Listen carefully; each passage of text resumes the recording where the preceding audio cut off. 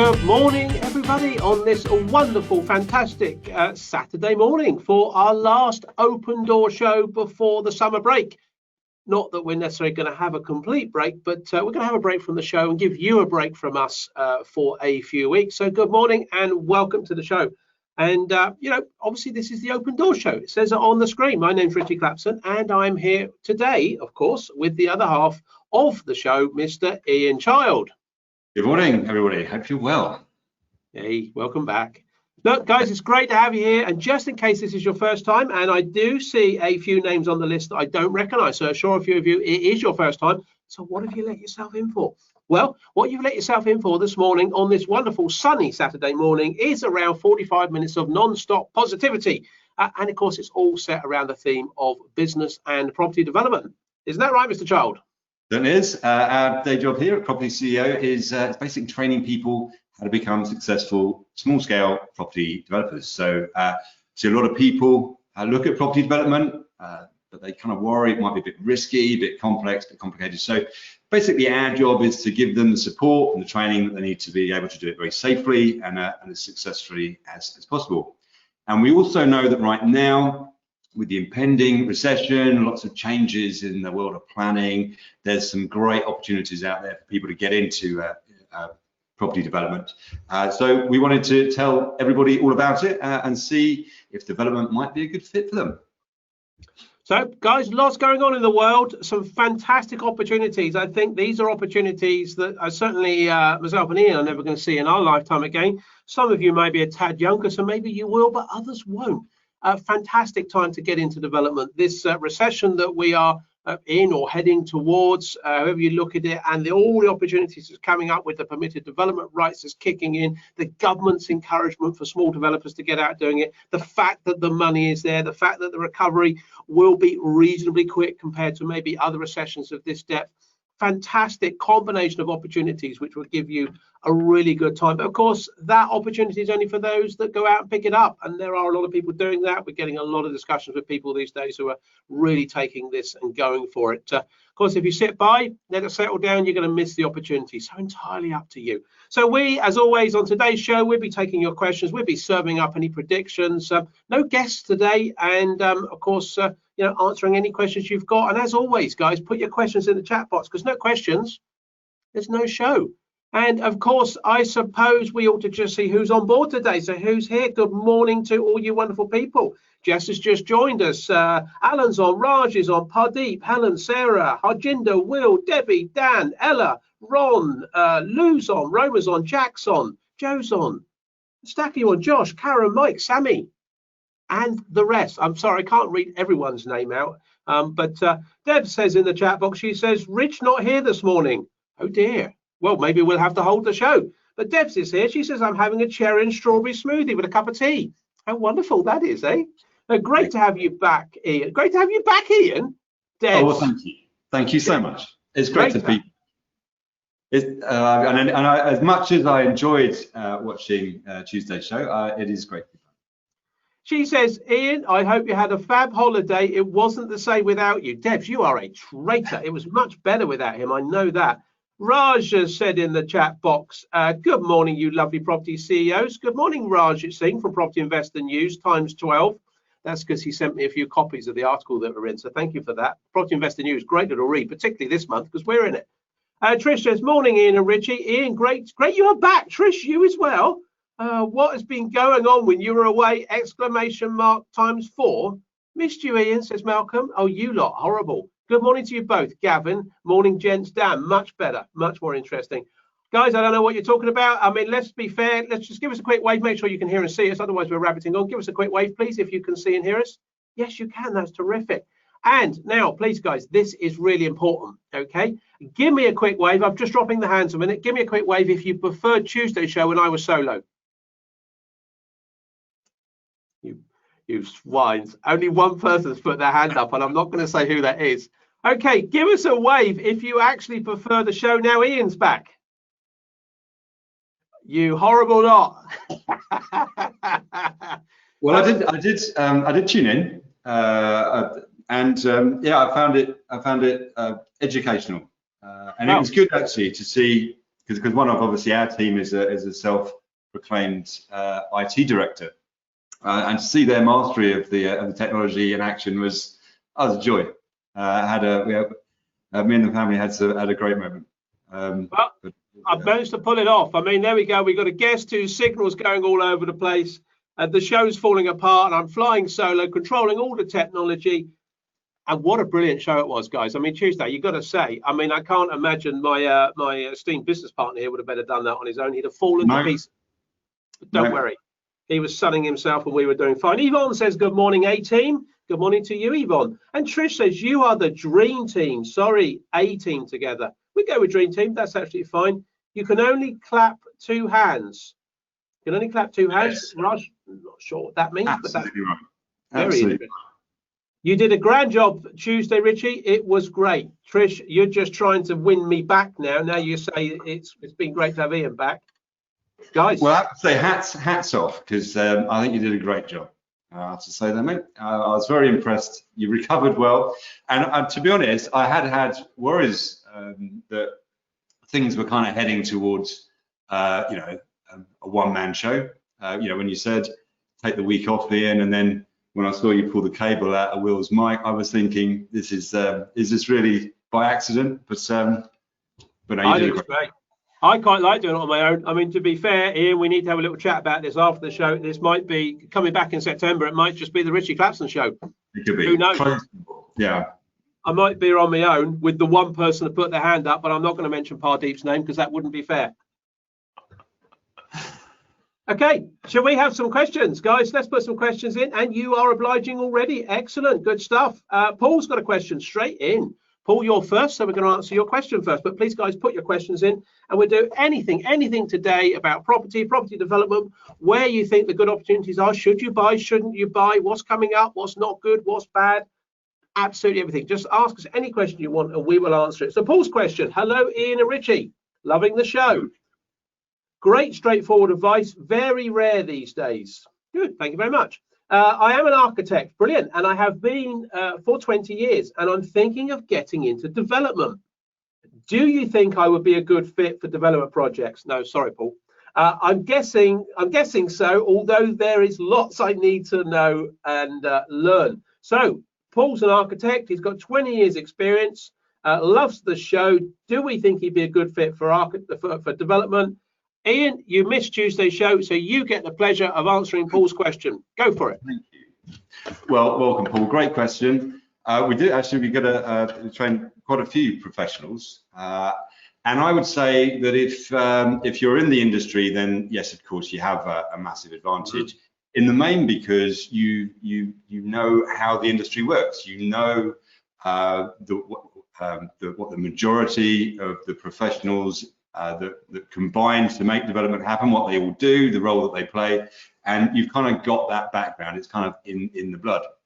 I think the key difference, obviously, for any professional, so it doesn't really matter what element, what role you play as part of in the industry, the developer is very subtly different, and in some cases it's sort of quite a big difference in that what you're going to be doing is finding the deals, again something that you don't need to do as an architect, and you're going to be analyzing the deals, and of course the biggest difference is that you're taking the risk. So when it comes to the projects that you're working on, one of the massive advantages you get as an architect is you get a nice big fat juicy fee for doing all of that good work. When it comes to being a developer, no fee as such, although you can, in some cases, get some funds released to you for your management of the project.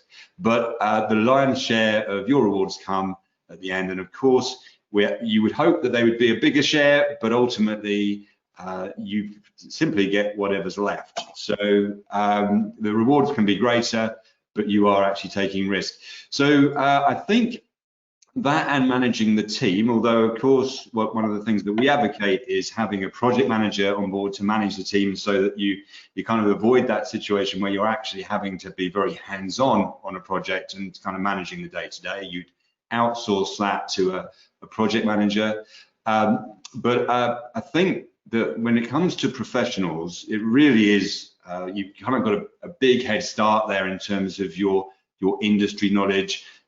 You just kind of you know how all the bits of the jigsaw go together, but you do need to learn how to find deals and understand what makes a good deal as well. I think the other thing, just finally, the devil is in the detail. A lot of the great opportunities out there are kind of if you look in places where other people aren't looking. So it isn't simply a case of looking at vanilla stuff that you might see on the property portals. It's about how do you get conversations going with people about acquiring their properties where they're not talking to anybody else. How do you make use of the permitted development rights and the way the planning infrastructure works in this country to be able to do things with buildings that perhaps other people can't see, because that's the way in which you are able to kind of get the best results and to win deals, because you can see opportunities other people don't. So there's a lot of learning to learn, but professionals are definitely in a good place. There we go. He's answered his first question. He's back. He's fresh. He's going for it. Great answer. Welcome back, Ian, says Pardeep. Yeah, just get that one out of the way, and I'm good now. You're good now, are you? Well, Yeah. Pardeep says, great answer. Welcome back, Ian. I see Pardeep's jumped ship now. He was my only supporter. Now he's gone. Doesn't matter. I'll live with it. Yeah, Paul, definitely go for it. Definitely go for it, my friend. I was talking to a project manager in the industry this week, exactly the same conversations. Definitely go for it. You have a fantastic opportunity. You know, I used to sit on the other side of the fence myself as a structural engineer. So 100% go for it. Smiley face Pardeep puts in. Colin's question. Good morning, Colin. Colin says, what is your view on the biggest risks that face new developers? Okay. Well, I guess it depends where those risks are. Well, the biggest risk is probably not doing anything. So if you're a new developer and you don't do anything, and I don't mean go and get educated, but there are some people that get educated and then don't do anything. So, but just go for it. If you're going to do it, go for it. I don't mean just give it a go. Get yourself properly educated, understand what it's about, because I'm going to give you several biggest risks, okay? I'm going to give you some risks to start with. I'm going to give you risks whilst you're actually being a developer. So the biggest risk really is giving it a go, because there are people out there that will just go out there, they'll just give it a go, and they'll make some mistakes. And unfortunately, you know, you could be a buy-to-let landlord. I don't know what you do previously. You might have been in a completely different business, but you could get into buy-to-lets and you could make a few mistakes, and they're not going to be catastrophic. You know, that you're not going to lose your house over it, but you could in development. You could make a small mistake in development, relatively in development, and it could cost you £100,000. It could wipe your profit out of a project. It could leave you in a serious position. So the biggest mistake is just going for it. So get yourself properly educated, get into it, understand the process, and build the right model. We are very certain that the model that we teach people to build is the one that mitigates the most risk. It's probably not the biggest dreamy figure. We don't go out there. We talk about small scale development. We're not talking about making millions, although we have got some students who are making some seven-figure sums, and that is brilliant. But really, we're talking about small six-figure projects to get you going. You know, 100, 200,000, maybe 300,000 a year. And for most people, that's absolutely fine. But build the system, build the model, surround yourself with the right team, the project managers and non-exec, the structure, the system that we set up. Now, you might not know what that is. If you want to know what that is, you know, reach out to us, book a call with us. We'll tell you a bit more about that. But there is a system. Some of our students are on there, know how that works. Some for you new people, you won't. But there is a system you build. If you build it in the right way, it mitigates your risks. Now, when you are a developer, the biggest risk I actually think is delivering the project, okay? Because everything else is almost theoretical. You know, you're going to do the analysis to buy it. I heard someone say, actually this week I was having a chat with someone and they said they were told by someone the biggest risk is in planning. I said, no. Okay, but largely, particularly if you actually do permitted development rights, you do something with permitted development rights, that minimizes it. But even the planning, you are exposed, you do have some expenditure out, but this is almost the theoretical. You're not on site, okay, you are spending money, but it's not the big money. Go through everything, get all your analysis done, get everything else in place, and then move to a point when actually you're trying to deliver this thing on site. That's when it will fall apart. That's your biggest risk, okay? We spend a lot of time teaching students about the communication, the right paths of communication, the right contracts to have in place, how you control those contracts, the cost, the program, how you control all of that throughout the journey. That is massively important, and that's where the ambition, the dream, the target, the profit can disappear. Okay, that's the biggest risk, I think, in development. So it's at the back end once you're on board. It's at the front end not getting on board in the right way. Colin, hopefully that has answered your question. What have we got next, Ian? But before you say that, Dill's joined us. Dill was a guest of ours. He's the Party Wall surveyor. He was on a good few weeks back. He says, good morning, everyone. He's turned up a little bit late, to be fair. Good to see the full A team is back. Another one. Oh, blimey. Okay, Ian, we got another question. We have. This one's from Paddy. What is the latest view on permitted development changes? Are we still expecting an announcement at the end of this month? Okay. What do you think?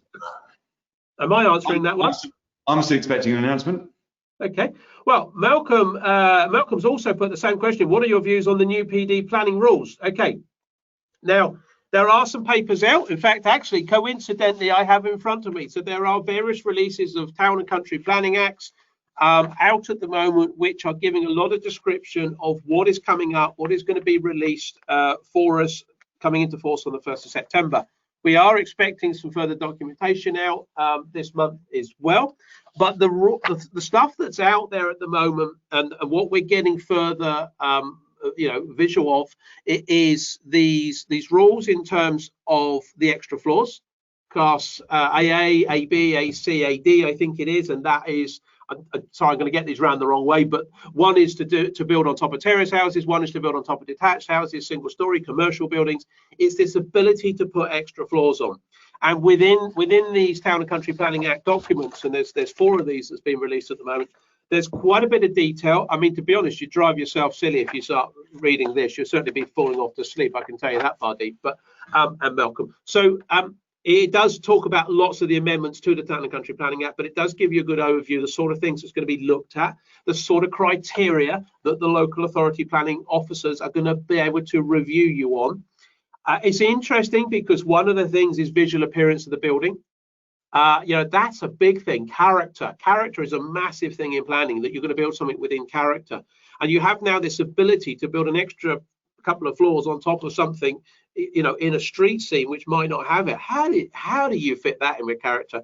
And I do foresee some interesting challenges from local authority in the 56-day turnaround that they've got. I think it's 56 days again, that they're going to potentially throw you out on an issue of what this building looks like. It's not acceptable. So it's definitely not as easy, I'm going to suggest, at this very early stage, and literally these have only come out this week.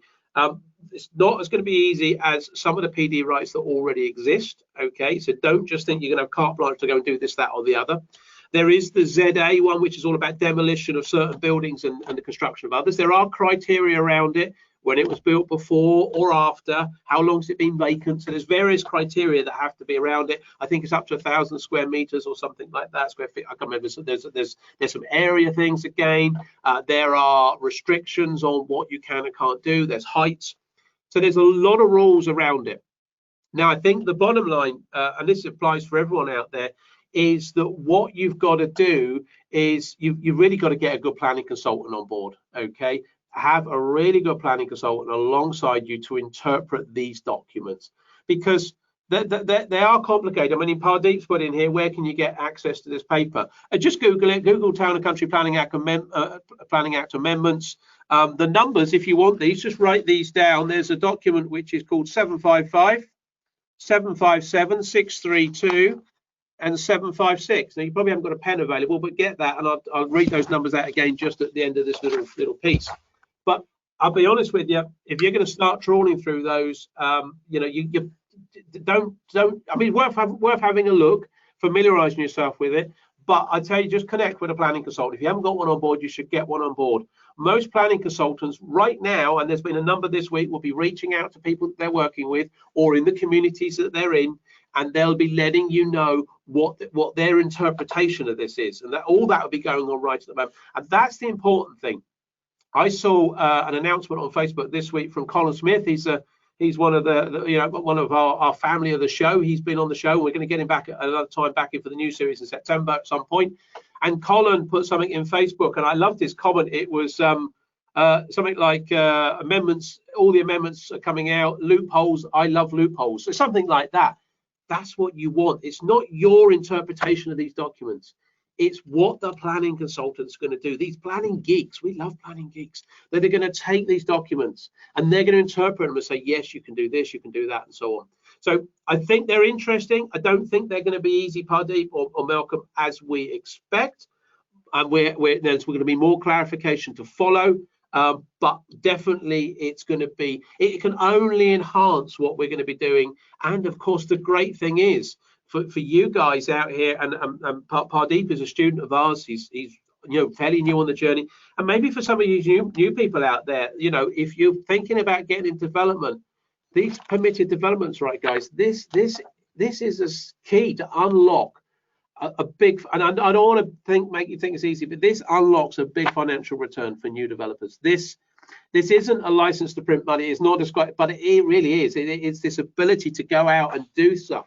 This is the government encouraging people like you as potential new developers or people that's now on the journey with us to go and do development. It really is fantastic. These set of opportunities are really good. Those numbers again, if you just Google Town and Country Planning Act amendments, and 756, 757, 632 and 755, read them out of order, but there you go. Super, thank you, says Pardeep.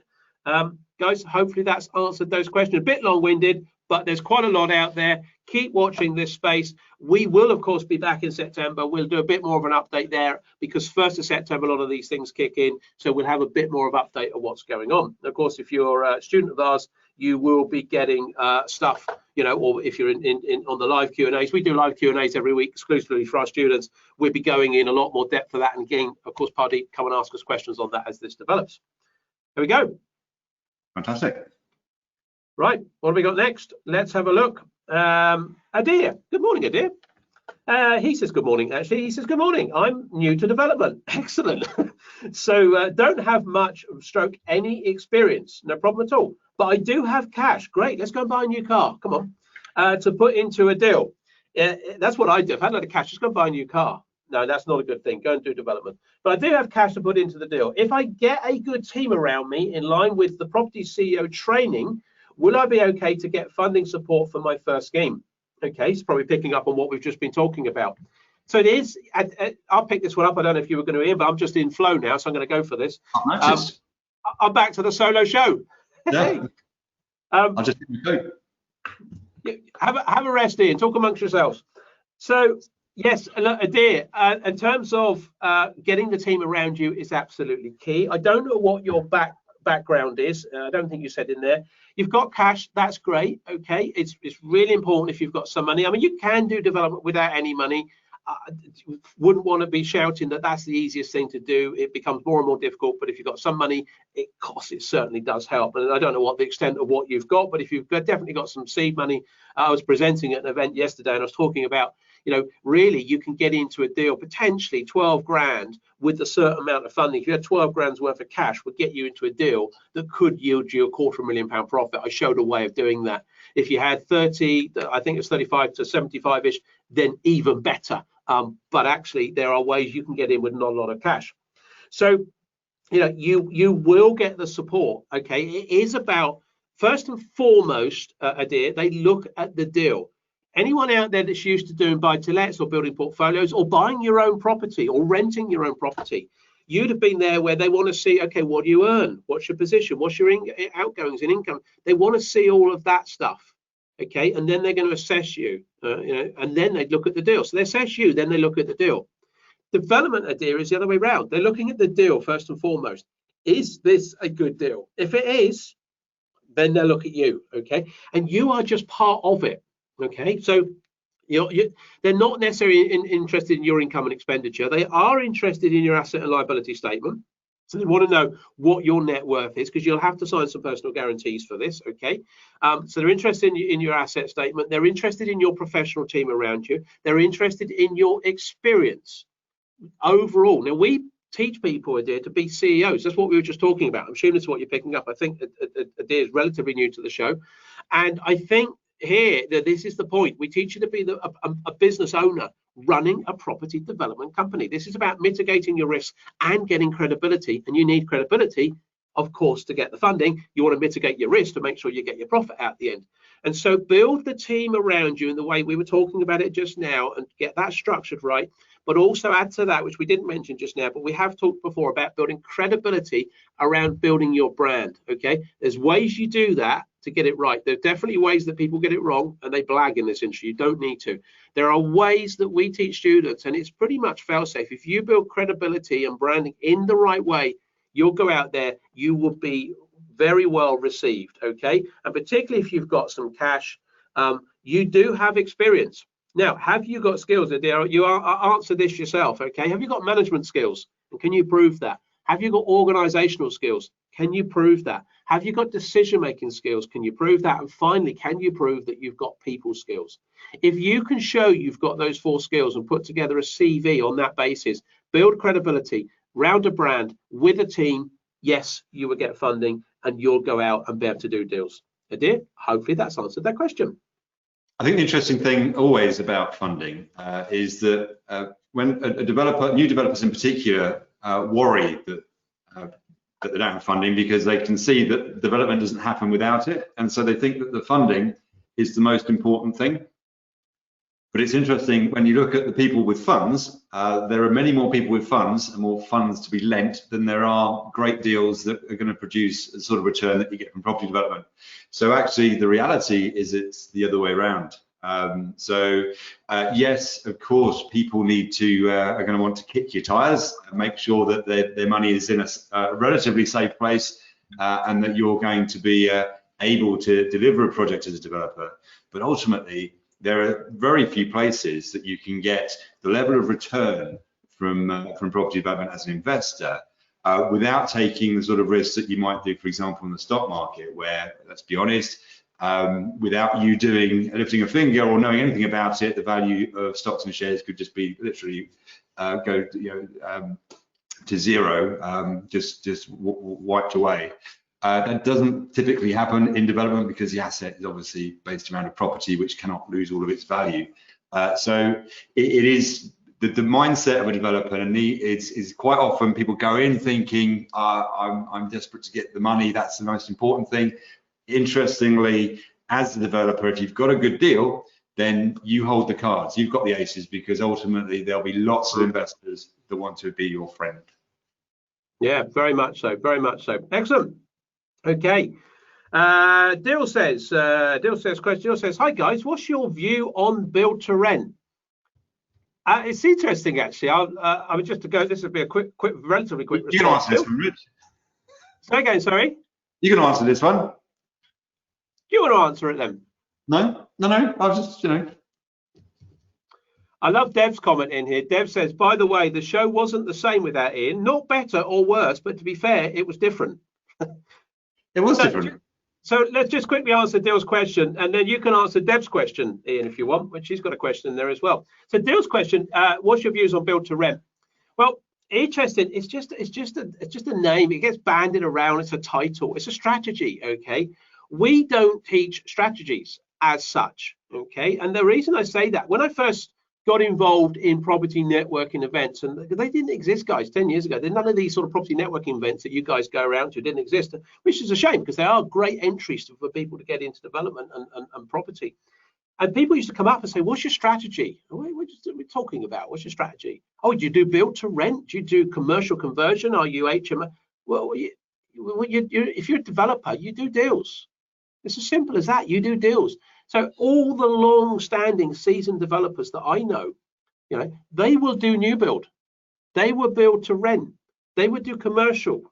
They would do retail. They'll look for deals. They look for deals. Some of them may niche in certain areas, but generally they will look at anything that comes along. Now, build to rent. Yeah, every deal has to have 2 exits. Now, this is something that we teach people. You have to have 2 exits because some people might say, well, why? Well, just think about this, okay? No one expected COVID. If you were building to sell and then COVID hits, the purchase market, everyone slows down. People think redundancies, this, but the rental market tends to go back up. So you're going to flip your strategy from selling to renting. Now, if you are intending to rent, you're going to be looking at your finance to exit in that way. And it might be you set your finance up to go and rent. So that's no problem at all. You want to talk to your brokers, you want a finance product that can flip into that, okay? That's no problem. But you're never going to, it's not good practice, okay? And we do hear from students that come to us that, oh, well, so-and-so teaches build to rent. Well, that's fine. I don't know what they do, but you shouldn't, and I don't think they would say this, like they can't do, because it would be wrong. You can't just have a strategy of building to rent. Because what about your exit? What if the rental market's not right? What if the government are doing certain things you don't want to hold properties? What if you only want to hold properties within a geographical area close to you, and actually there's a development deal further away? Well, actually, you want to better do that development deal, sell it, and then buy some rentals over here. So build to rent is just one option. You're going to either rent it or you're going to sell it. So I'm afraid I have to say, to be honest with you, in my opinion, shoot me down, I don't mind. I think it's just a little catchy title that people put out there to try and sell you a strategy. But actually, you need two options always. That's my opinion of that. So build to rent, one exit, build to sell, that's the second exit. You need both on every deal that you do. I think it's just you did make that point about the geography of it. You know, ultimately as a developer, what you're looking for is a good deal. You want something that generates a profit. And if you've then got to say, all right, but it's got to also be something that fits this particular geographic criteria, because I'm gonna hold it and rent it, and it's going to appeal to this type of tenant because that's what I do. Then potentially you could be missing out on some opportunities. Yes, there could be a frictional cost of developing over here and then taking the money and buying some rental units, but ultimately that's the most flexible arrangement. It enables you to create a profit over here from development and then invest it in whatever property or asset that you'd like to invest it in over there, without the two being linked in any way. Just thought I'd add that in. Hopefully that's answered that question for you, Dale. So Karen's put a question in. Oh, I forgot Debs. I'll come back to Debs in 2 secs. Karen says, can you explain why you teach people to be CEOs? Following a bit of a theme here, aren't you guys, today? And why this is so important. Sorry, I'm sure people have asked this before, but it would be useful to hear it again, maybe. Absolutely, Karen. There's no silly question, okay? Don't, you know, if you might not have been on last week's show, maybe it doesn't matter. Ask whatever you want. There's no silly questions. You're in a safe zone. No one's going to laugh at you. But no, not at all. Seriously, any question? Ian, do you want to answer Karen's question?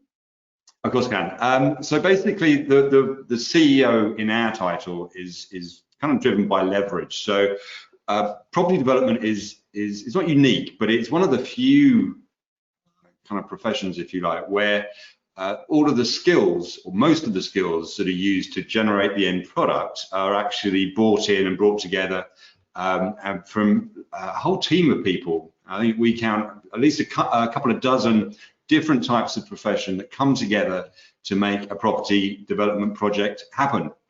And of course, a lot of those people, those professionals, have got a need to have decades of experience. And in many cases, they all need professional training. Some have been to university degrees, professionally qualified, letters after their name, in order to do that part of the property development piece of the jigsaw that they do. And what's happening with development, pretty fairly obviously, is all these pieces of the jigsaw are coming together. But it's the developer that effectively acts as the CEO, the chief executive officer, the person that kind of brings that team together.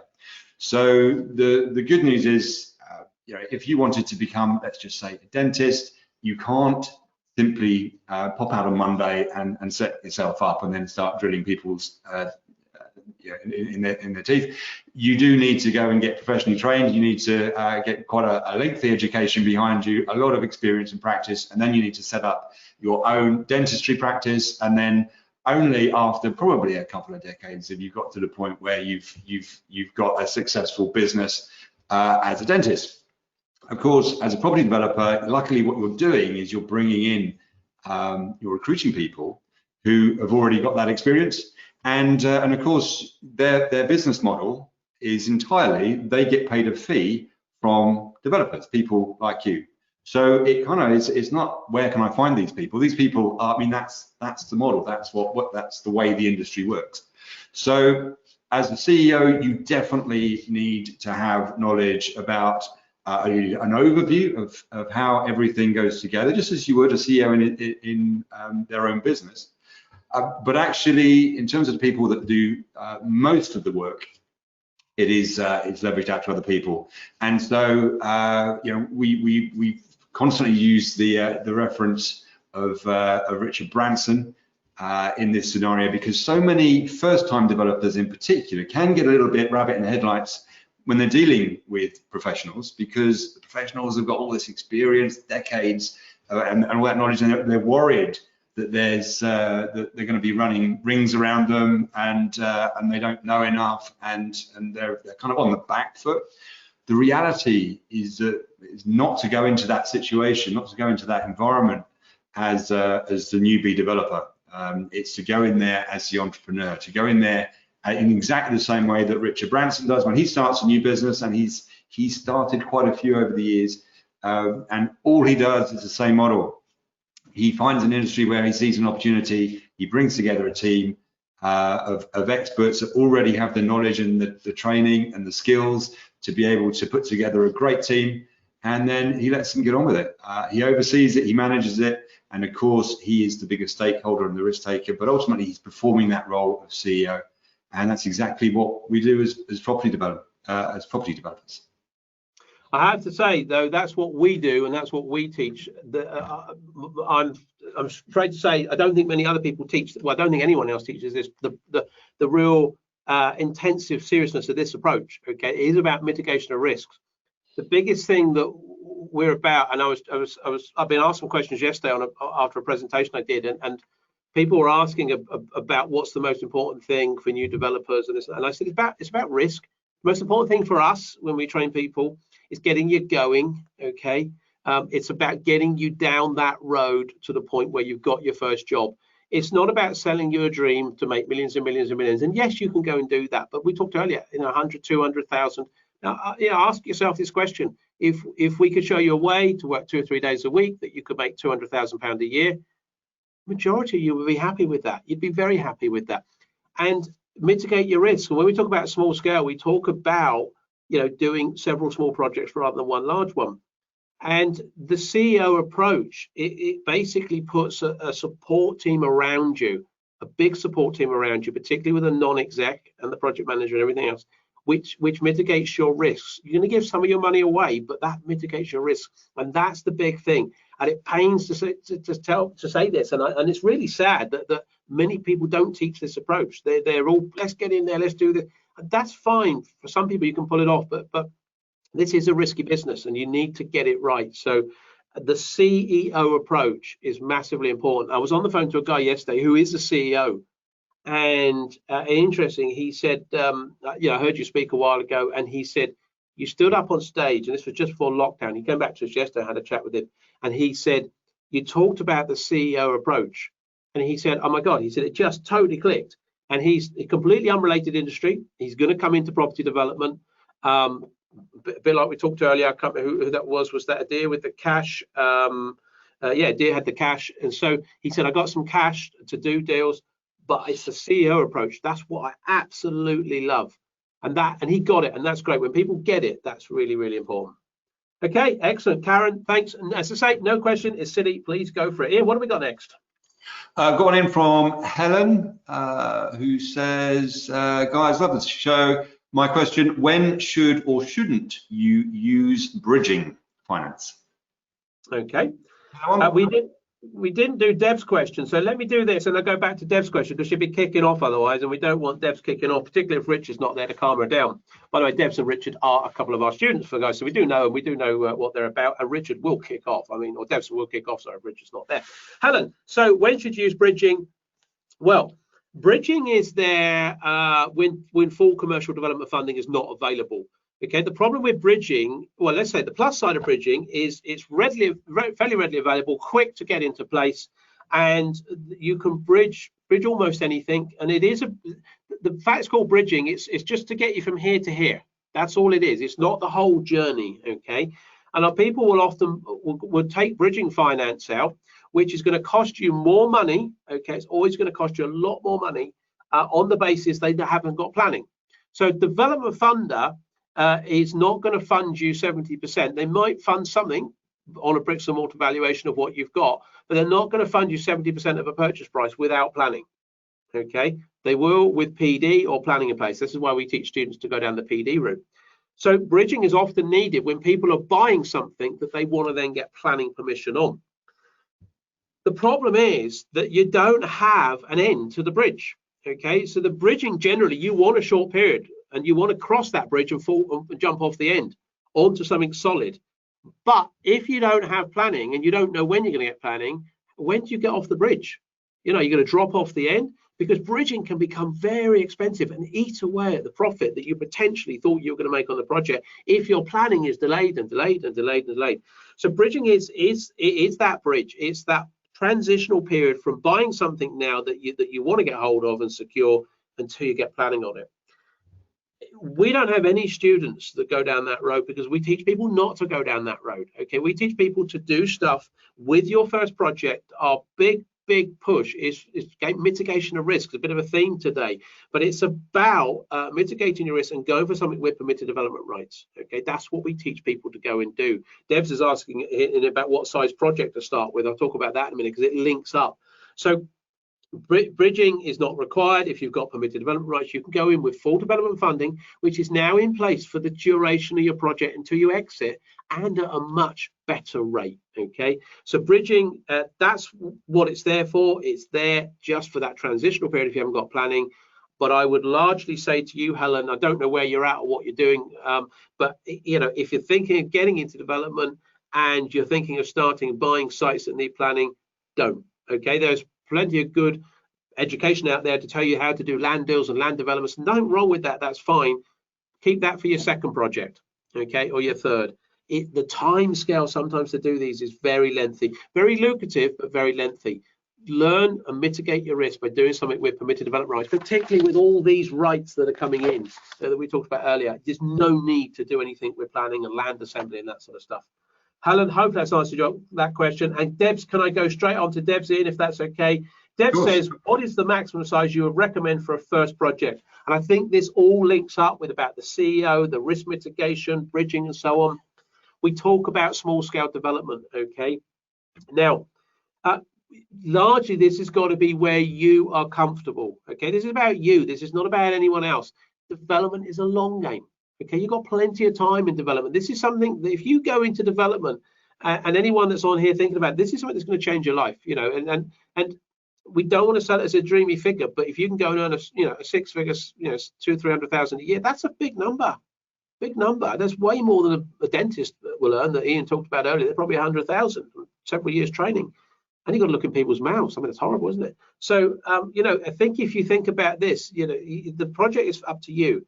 If you're going to find, let's talk on profit, okay? If you're going to get a project that will earn you 50,000 profit in your first 18 months, that's not bad. That's twice the national average wage, and you make that money, not earn it. There's a big difference between making money and earning money. Probably if you're doing a project that size, you're probably doing other stuff at the same time, and that's fine. Okay, and that could be a very small development. Below that, that's probably the smallest you go. But typically, most students that are working with us are taking their first project with a projected profit of probably 150,000 to 250,000. That's the sort of sweet spot, 150 to 250,000 pounds. So nearly £250,000 in most cases. Some are higher, definitely, and a few maybe a bit lower. What does that relate to? Okay, well, we're talking about 20% profit of what you've got to get on your scheme. So if you're doing a £500,000 gross development value, the end sale value, okay, that is going to yield you about 100,000 profit. So what's worth 500,000 in your area?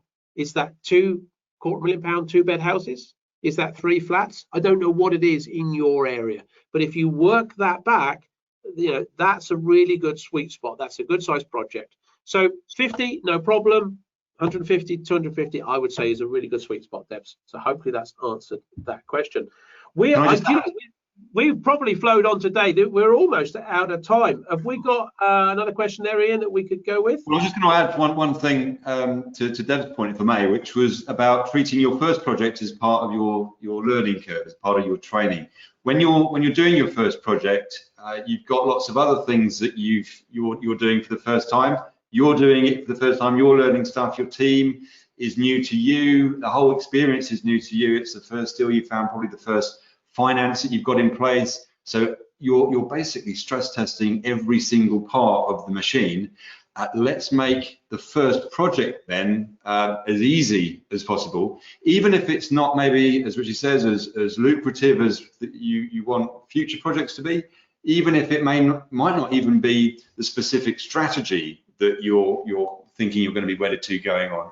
If it's a deal that is relatively straightforward, both in terms of time and complexity, then I think that pays a lot of dividends to you, because it means that you've got the luxury then of being able to focus on lots of other moving parts for the first time, in the knowledge that, fingers crossed, touch wood, etc., that the deal is more straightforward and less prone to any kind of bumps in the road. So just a further thought, treat that first project as part of your education.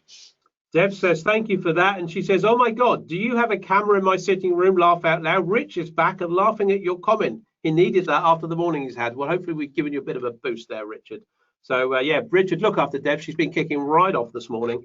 Malcolm puts a quick comment and he says, your course is different. Malcolm's been a student of ours last year, I think it was, in that it gives you a comprehensive overview to development. Absolutely. We talked about that earlier. We talk about that. It's not the build to rent type route. Guys, look, I mean, I can see there's a lot of questions in here. I mean, Ash, Dan, George, Adam, Claire, Jin, Sarah, John. Guys, we have run out of time. We always keep this show to 45 minutes. We've run over slightly. I do apologize for that. And that is the end of this season, isn't it, Ian? It is, yeah. Looking forward to coming back refreshed in September, when we should be a little bit more up to speed with some of the changes in the world of planning. So we'll be certainly doing our homework in the intervening period. I am expecting some more news to come out over the next week or so with regards to some of the other changes that are going to be taking place in the world of planning. But it's a great opportunity, as we mentioned a little earlier on in the show, about loopholes. Ultimately, that is what the great and the good in the world of planning consultancy are going to be doing over the next few weeks, is trying to work out exactly how we can, where the opportunities are, particularly to put different PD rights together to create opportunities. And those are opportunities, when you're able to do that, quite often other people can't see. So that's where there's a massive advantage. And we'll be certainly doing our homework to catch up on that in the intervening period. But yeah, looking forward to getting back and in front of you again on the 3rd of September. Yes, guys. So just as a slight change there, when we come back in September, we're changing the arrangement slightly. So rather than do 2 shows a week, we're going to sort of treat them mean and keep them keen approach. We're going to be doing 1 show a week. When we started these shows, we started out as support sessions, as some of you people will know, trying to give some support out there to people in the industry when COVID hit, because people were genuinely struggling, and it was got quite emotional at certain times, and we were reaching out and helping a lot of people. We've kept 2 shows going. What we think now in terms of coming back in September, so many people are webinared and zoomed out. We want to make it good value, and what we want to do is we want to run 1 show a week. We think that's going to be a better format. We're going to run it on a Thursday evening. I love you guys coming here on a Saturday morning. We love it, but we think probably Thursday evening is a slightly better format, and it's a bit of a middle of the road because we did Tuesday and Saturday. So we will be going live on Thursday evenings every week from the 3rd of September at 7 p.m. So 7 p.m. the Open Door Show will be back on the 3rd of September, going live just once a week. So please come and join us. Hopefully that time suits you. Of course, if it doesn't, we do record these. They're all up on YouTube. So if you are new, you've got a few shows you can go back and consume, particularly Tuesdays, which all went a bit haywire, but we had a bit of fun. And, consume a few of those in August if you want. We're still editing that one, actually. Yeah. In the meantime, guys, if there's anything you want to know about development, if you want to reach out to us, if anyone's interested, someone said, where are we going on holiday? We're largely not going away. We've just got lots of bits and pieces we do in the business in August, so we don't do any of these shows in August. But, reach out to us on our website. There is a webinar called Why Now? Talking about getting into development, why you'd want to get into it, how you can get into it. So please, if that's of interest, go and watch that and reach out to us if you'd like to do that. We have a closed Facebook group, which is business owners creating wealth through property development. Please come and join that. It's by invite only, but please request to invite that, and we were more than welcome to get you into that. And of course, please invite other friends back in September when we come back. Pop in the chat box if you've enjoyed the show. It's always good to hear. Raj has put on here, wow, 18. What a great, informative, serious, fun show you have delivered. You have taken the fear of embarrassment, shyness of asking a question without feeling inferior. You have literally opened your door to us. Look forward to more at the same time. Enjoy your break. Love to all. Raj, that's a fantastic comment. That is really nice, really, really nice. Thank you for that. And so any final comments would be, well, welcome in here. Many thanks, guys. Enjoy your sunny August. Well, hopefully it will be. Where are you going on holiday? Malcolm says, well, we're not. So there we go. We're going to be around, but just busy, but not on your screen. Keep going. Please repeat the planning doc numbers. Blimey, Yvonne, you're an architect. You should know 756, 755, 757, and 632. I'm not going to repeat that any more times because we're signing off. And Ranjit from Property Investor News says, thank you, lovely property CEOs. Have a great summer break. Ranjit from Property Investor News. Worth a read that if you're not signed up, by the way, guys. Have a great August. Have enjoyed the serious, immensely not sure what I'll do on a Tuesday or Saturday morning for August. Practicing, analysing deals would be good. That's what you're going to do, Debs. Go and analyse some deals. And Gavin says, have a good break. Trish says, thank you, guys. That was great. Dan says, lots of great content. Clive says, thank you all. Great help. Malcolm says, great show, guys. And Morecambe and Wise property, says Malcolm. Blimey, that's the one to finish on, isn't it? Guys, thank you very much. We've enjoyed having you here. Miss you, says Yvonne. Yvonne, we will miss you. See you in September. Have a good few weeks. Bye.